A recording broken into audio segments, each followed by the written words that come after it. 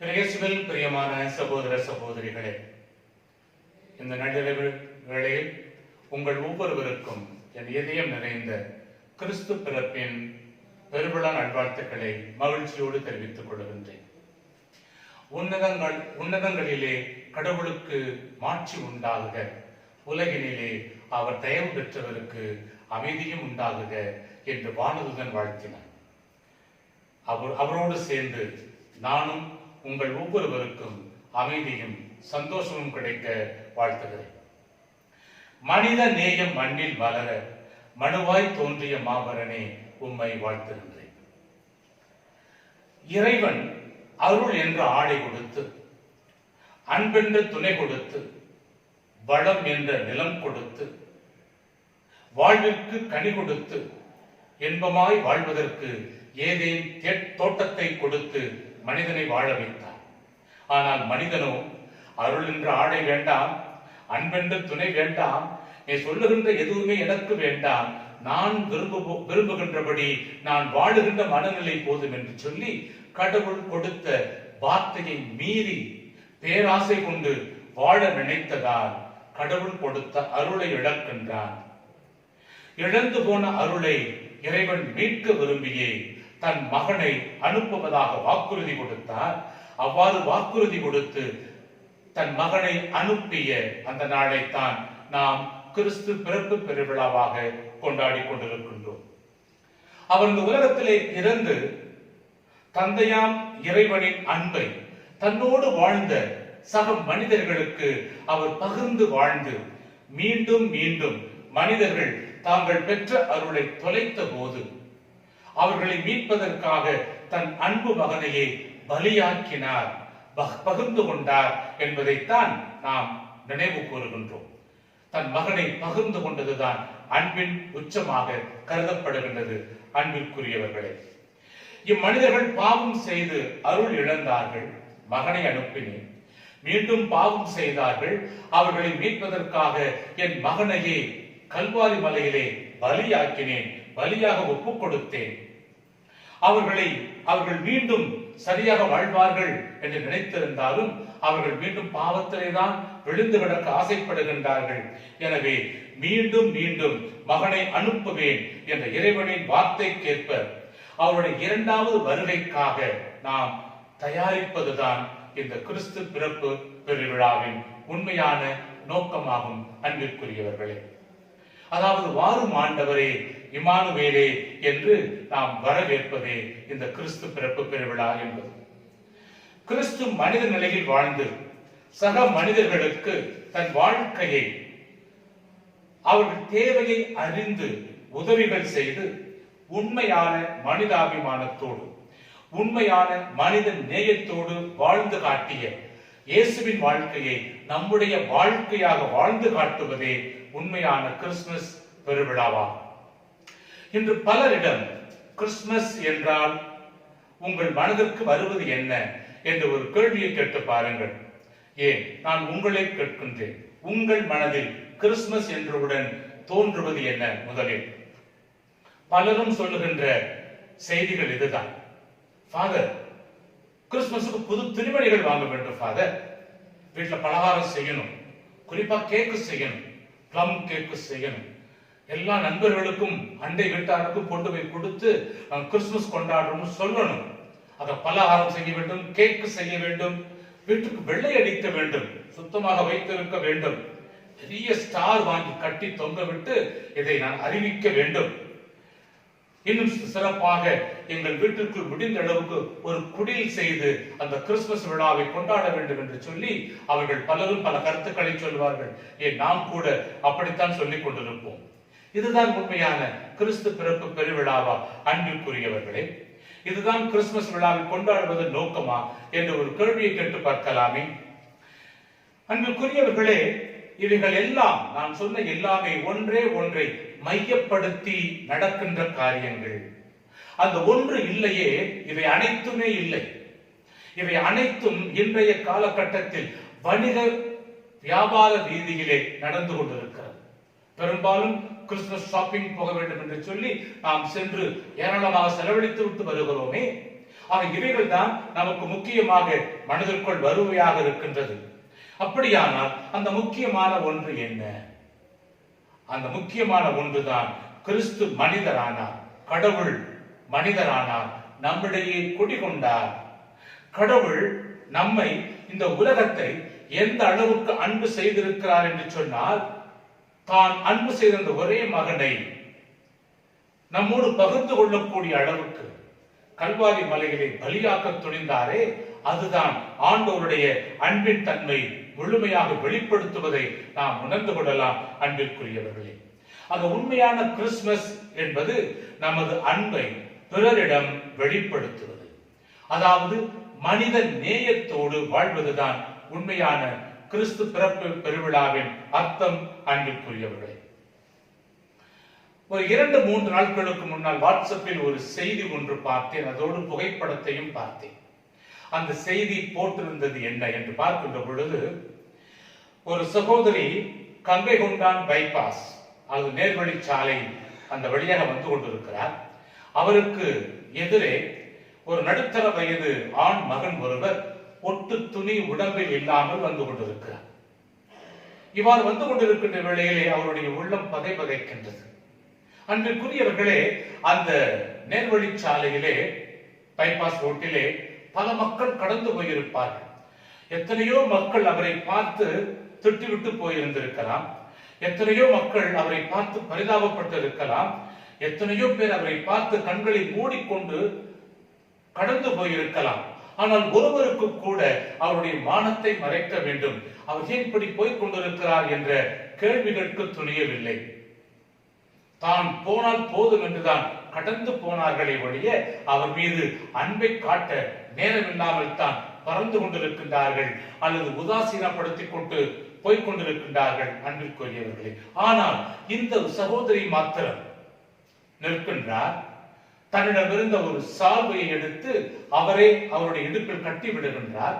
கட்டி அவரை ஒரு இடத்தில் உட்கார வைத்துவிட்டு அருகில் இருந்த கடைக்கு சென்று அவர் உண்பதற்கு தேவையான உணவை வாங்கி கொண்டு வந்து அவரை ஊட்டி விடுகிறார். அன்பிற்குரியவர்களே, ஒரு தாயாக, ஒரு சகோதரியாக அல்லது ஒரு மகளை போல அங்கே அவர் தன்னை கருதி கொண்டு இதை 4 பேர் பார்க்க வேண்டும் என்று அவர் செய்யவில்லை. அவருடைய தாய்மையானது உடனடியாக செயல்பட துடிக்கின்றது. எனவே அவர் அங்கே தாய்மை உணர்வோடு அந்த மனநலம் பாதிக்கப்பட்ட அந்த சகோதரனுக்கு ஒரு மீட்பராக அவர் தோன்றுவதை பார்க்கின்ற பொழுது என் கண்களும் கசிந்தன. அன்பிற்குரியவர்களே, இதுதான் உண்மையான மனித நேயம் என்பது. எங்கே மனித நேயம் வெளிப்படுகின்றதோ, எங்கே உண்மையான அன்பு வெளிப்படுகின்றதோ, அங்கே கிறிஸ்து பிறக்கின்றார். அந்த சகோதரியின் உள்ளத்தில் கிறிஸ்து பிறக்கின்றார்.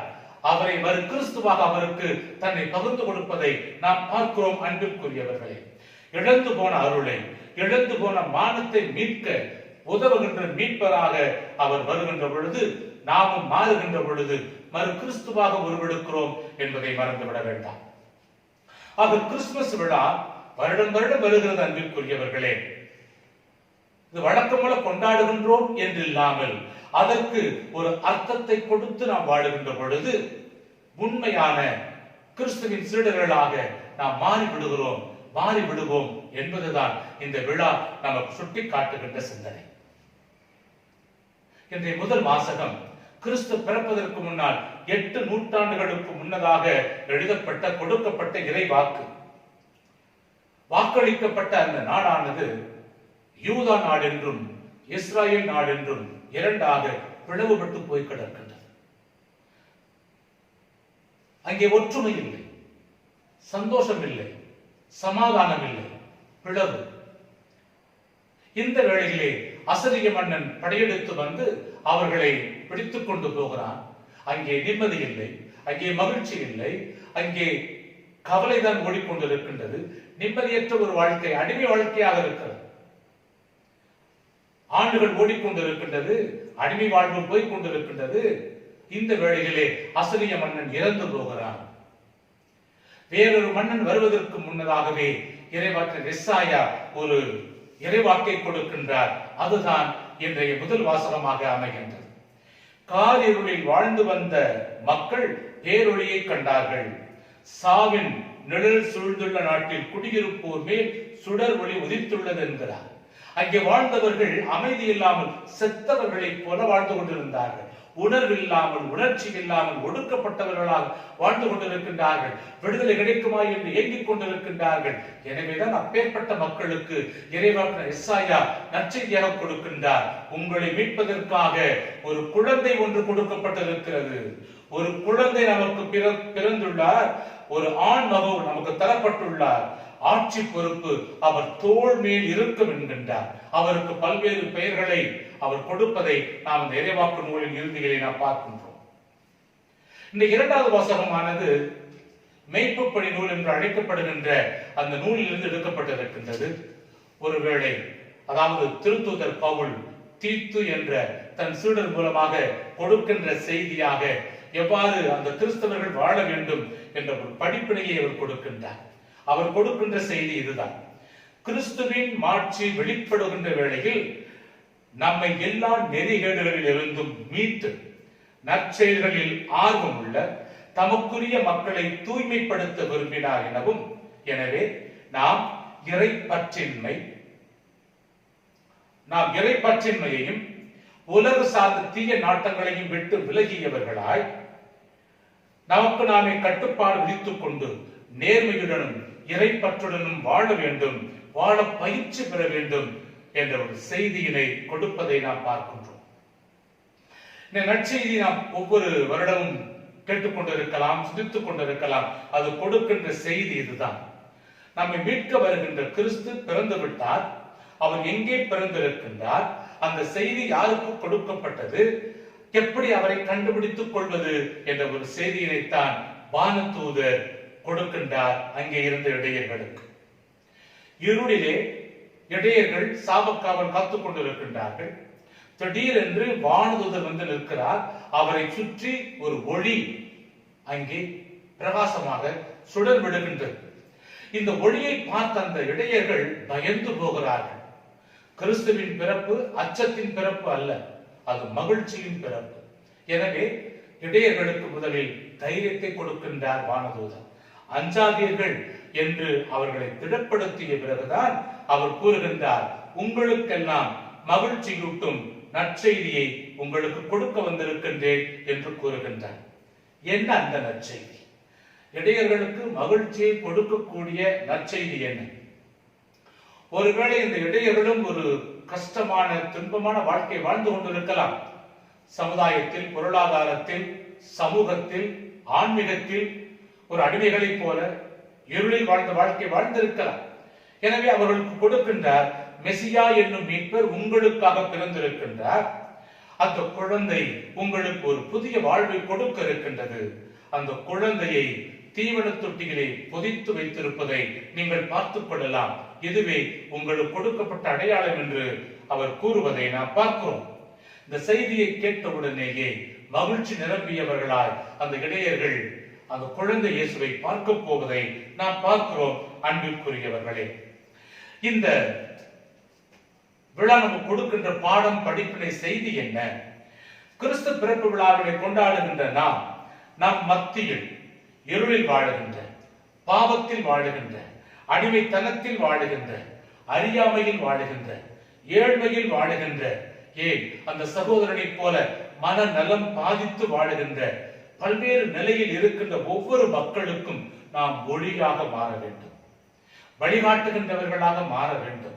எவ்வாறு அந்த ஒளியானது இருளை அகற்றியதோ, எசாயா கூறியது போல காரிருள் வாழ்ந்த மக்கள் பேரொளியை கண்டார்களோ, அதே போன்று பல்வேறு விதமான இருளில் வாழுகின்ற மக்களுக்கு ஒளி கொடுக்கின்றவர்களாக நாம் மாற வேண்டும் என்ற ஒரு படிப்பினையை அது கொடுக்கின்றது. அதாவது பாதை மாறி செல்லுகின்றவர்களுக்கு, தடம் புரண்டு போகின்றவர்களுக்கு சரியான தடத்தில் கொண்டு வருகின்றவர்களாக, மீட்பை கொடுக்கின்றவர்களாக நாம் மாற வேண்டும். இரண்டாவதாக, கிறிஸ்துவின் பிறப்பு என்பது அங்கே வாழ்ந்த மக்களுக்கு மகிழ்ச்சியை கொண்டு வந்தது. அன்பிற்குரியவர்களே, அந்த கிறிஸ்து பிறப்பானது மகிழ்ச்சியை கொடுக்க வேண்டுமே வழிய சோகத்தையோ துன்பத்தையோ அல்ல. ஒவ்வொரு கிறிஸ்தவனின் வாழ்வும் இயேசுவின் அடிச்சுவற்றை பின்பற்றி அங்கே மகிழ்ச்சியை கொண்டு வருவதாக அமைய வேண்டும். இப்ப என்னுடைய வாழ்க்கை ஒளியில் அழைத்து வருகின்ற வாழ்க்கையாக, இருளை போக்குகின்ற வாழ்க்கையாக இருக்கிறதா? இரண்டாவது, என்னுடைய வாழ்க்கையானது பிறருடைய வாழ்க்கையில் மகிழ்ச்சியை கொடுக்கின்றதாக இருக்கிறதா அல்லது சோகத்தை கொடுக்கின்றதாக இருக்கிறதா என்று கேட்டு பார்க்க அழைக்கப்படுகின்றோம். அந்த சகோதரி செய்த ஒரு செயல் இருள் நிறைந்த மனநலம் பாதிக்கப்பட்ட அந்த சகோதரனுடைய வாழ்க்கையில் ஒரு ஒளி ஏற்றியதை போல அது தொடர்ந்து கிடைத்ததா என்று தெரியவில்லை. ஆனால் அந்த வேளையில் அவருடைய மானத்தை மறைப்பதற்கு அவள் தன்னிடம் இருக்கின்றவற்றை எல்லாம் கொடுக்க முன்வந்தாளே, அந்த சகோதரனுடைய வாழ்க்கையில் மகிழ்ச்சியை வெளிப்படுத்த முடிந்ததோ முடியவில்லையோ தெரியவில்லை. ஆனால் நிச்சயமாக இவருக்கு ஒரு மகிழ்ச்சியும் திருப்தி இருந்திருக்கிறதே. அதே போல நாமும் பிறருடைய வாழ்க்கையில் நம்முடைய விருப்பவற்றை பகிர்ந்து கொடுத்து நம்முடைய மகிழ்ச்சி அவர்களோடு பகிர்ந்து கொள்ளுகின்ற வேளையில் நாம் மட்டும் இந்த கிறிஸ்து பிறப்பு பெருவிழாவை மகிழ்ச்சியை கொண்டாடுவது கிடையாது, அவர்களையும் கொண்டாட வைக்கிறோம் என்பதுதான் உண்மை. எனவே இந்த அற்புதமான நாளில் உங்கள் ஒவ்வொருவருக்கும் கிறிஸ்து பிறப்பின் நல்வாழ்த்துக்களை தெரிவித்துக் கொள்கிறேன். இந்த அற்புதமான நாளில் என்னுடைய உறவுகள், என்னுடைய உடன் பிறந்தார், அவருடைய பிள்ளைகள் மற்றும் பிள்ளைகளின் பிள்ளைகள், நண்பர்கள், எனக்கு ஆன்மீகத்தில் துணையாக இருக்கின்ற ஒவ்வொருவரும், சகோதரிகளாக இருக்கலாம், குருக்களாக இருக்கலாம், மற்றும் அனைத்து நண்பர்களுக்கும் என்னுடைய கிறிஸ்து பிறப்பு பெருவிழா நல்வாழ்த்துக்களை உங்களோடு பகிர்ந்து கொள்வதில் பெரும் மகிழ்ச்சி கொள்கிறேன். May God bless you. Happy Christmas to each and every one of you.